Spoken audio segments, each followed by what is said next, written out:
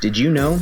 As financial institutions face the repercussions of the Great Resignation, where employees are voluntarily resigning from their jobs en masse and baby boomers continue making their way to retirement, intense pressure is building for operations staff of banks and credit unions who might not have a backup bench queued with the knowledge needed to limit risk and liability of payment processing.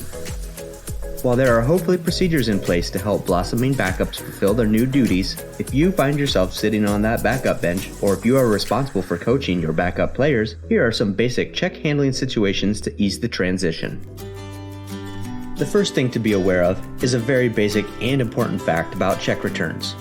They must be processed within 24 hours.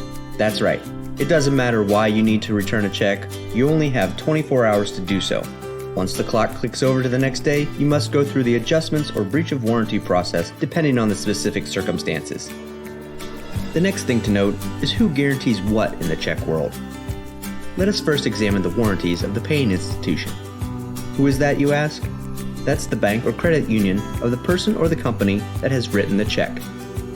Looking at it personally, if you write a check to buy your groceries, the paying institution is your financial institution.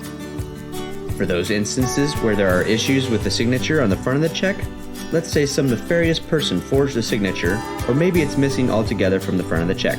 That paying institution is on the hook because they are in the best position to catch the problem, as they should have a signature card on file.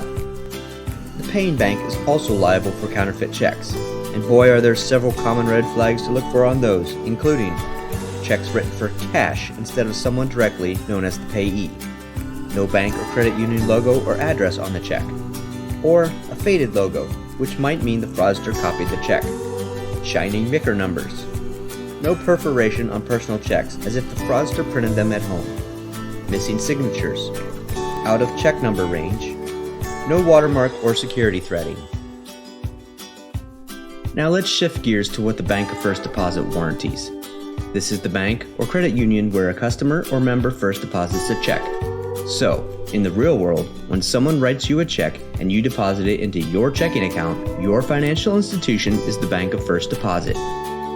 When there are problems with the endorsement on the back of the check, it is the responsibility of the Bank of First Deposit.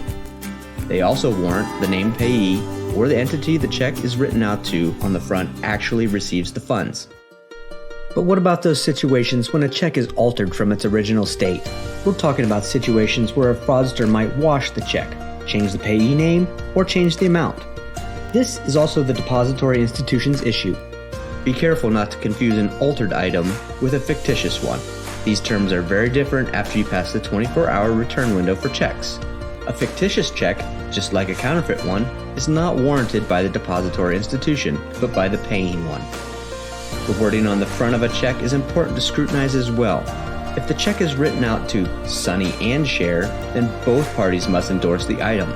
If the check instead is written to Sonny or Cher, either party can sign the back to endorse it.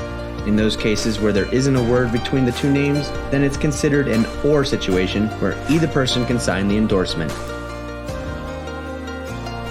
Now remember when we first started, I mentioned regardless of the return reason, a check can only be returned for 24 hours from the time it was presented to the paying bank.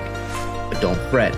You have other options through the adjustments or breach of warranty processes, depending on timing and circumstances to get everything sorted out. That's when knowing who warrants what really comes into play, so you can identify whether an adjustment is applicable or if you will need to deal directly with the other institution. The Federal Reserve has a check adjustment quick reference guide that you might find useful as well.